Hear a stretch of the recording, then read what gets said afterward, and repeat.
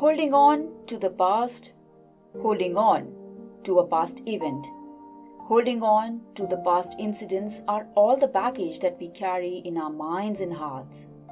This baggage ultimately weighs us down, leads us to the darkness, to the path of hatred. And as one of the Bible verses reminds us that hatred stirs old quarrels, but love overlooks insults. Proverbs 10:12. Hatred is not a solution. In fact, it's a destruction of you. You destroy yourself, you destroy your humbleness, your goodness and respect for yourself, because anyway the hatred that you have for that particular person or people are actually not affecting them. In fact, it's affecting you. They are not suffering, but you are. You are unnecessarily making yourself suffer, and of course that won't lead you anywhere. Hello, I'm your show host Mitali Ohri. Welcome you all with love and gratitude to this another bonus episode wherein we will discuss how choosing to forgive can give you wings of freedom.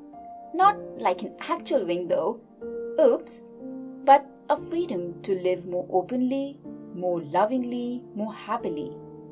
So recently I watched this amazing flick, Unbroken, of the year 2014.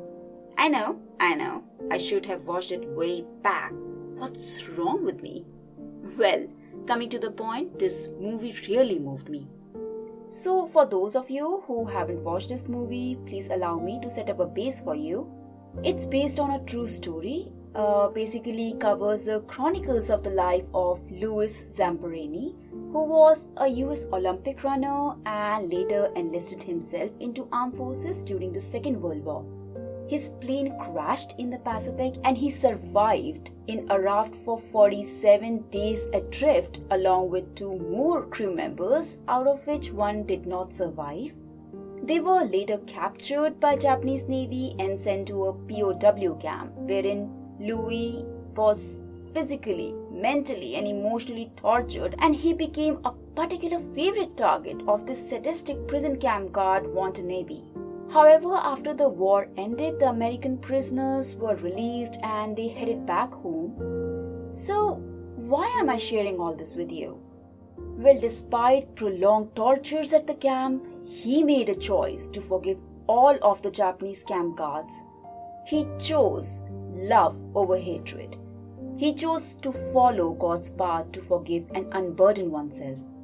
He made peace with them by actually visiting back to Japan and thereby making peace with his past. So if he can, why can't you? I know it is difficult to forgive someone who has hurt you, especially to those who were close to you, maybe your best friend or even loved ones. But what's the meaning of keeping that inside you? I mean, cribbing about it and increasing your hate for that person or for those people, which will ultimately turn into a grudge. In short, you're not just rotting inside but also outside, because it will affect your physical health as well, apart from mental and emotional health. And to be honest, that sucks. The amount of time you waste simply holding on to it, I think if you invest the same amount of time in forgiving and making peace with your past or with that person, I feel that will be a much better use of your time. One another Bible verse that I would like to share with you is, love prospers when a fault is forgiven, but dwelling on it separates from close friends. Proverbs 17:9. So again, there is no meaning of dwelling on what happened, how it happened, what my best friend said to me, how hurt I am, how loyal and kind I was to him or her. You are simply wasting your time on it. Instead, just forgive him or her and slowly just try to let it go. Release it out of your system, unchain yourself, unburden yourself. I remember the moment I started practicing forgiving people, I literally stepped into the zone of transformation and I felt free from all the rage, from all the anger, from all the negativity.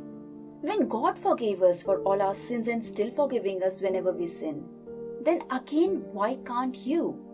Bear with each other and forgive one another. If any one of you has a grievance against someone, forgive as the Lord forgave you. Colossians 3:13.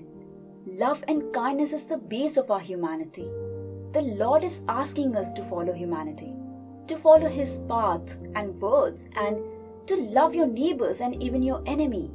It is not our place to judge what a person deserves or what he or she doesn't. Do not judge, and you will not be judged. Do not condemn, and you will not be condemned. Forgive, and you will be forgiven. Luke 6:13.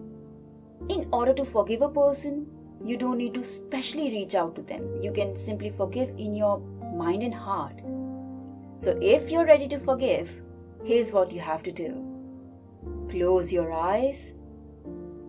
Take a deep breath in and out. Keep one hand on your chest, basically over your heart chakra. Now picture that person or people in front of you. Just do not react or respond. And say these words. Today, I choose to forgive you. Today, I choose love over anger, grudge, and hatred. I fully and completely, with all my heart, forgive you for all that caused me pain, hurt, discomfort, for all that made me feel small, discouraged, betrayed, and insulted.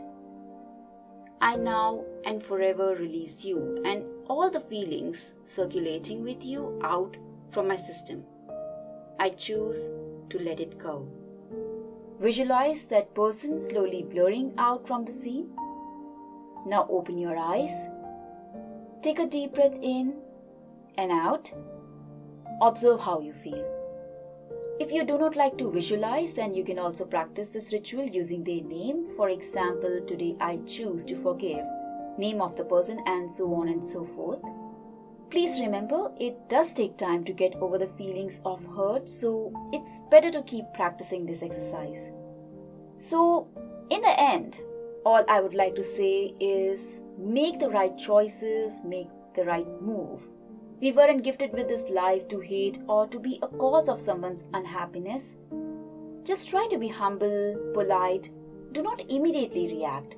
First, listen with a calm mind. What point does an individual in front of you is trying to make? And it's completely okay to have a difference of opinion over something because every individual's upbringing is different. But yes, do not ignore injustice. Stand against it. Instead, choose to stand with the truth. Thank you for listening to me till the end. I hope you found this episode helpful because that's what my life mission is. And of course, your feedback would be really appreciated. Please do not forget to subscribe to Self Talk Show. More episodes and more awareness is coming your way, so stay tuned and keep self-talking. You can reach out to me for questions, queries or suggestions at www.selftalkshow.com or through social media pages on Facebook, Instagram and Twitter. Thank you again and see you with another episode.